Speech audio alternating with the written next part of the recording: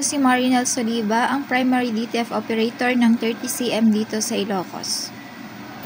Ito po ang DTF machine namin na nagamit ng 6 na araw na may total meters of 25. Ito naman po ang filter head. Ito naman po ang capping na may 90% good condition. Head clean.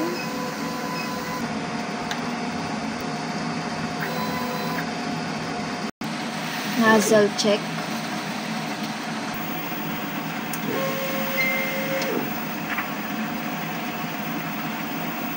Ito naman po ang ink tank area.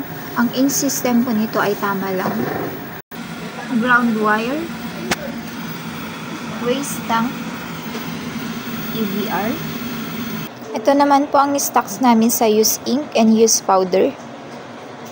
Unused. DTF white and DTF cleaning solution. Film. Ito naman po ang DTF consumable monitoring. Ang records po ng cyan. Magenta. Yellow. Black. White.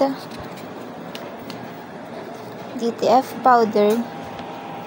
Yung DTF cleaning solution. Ito naman po yung DTF daily output record for the month of August.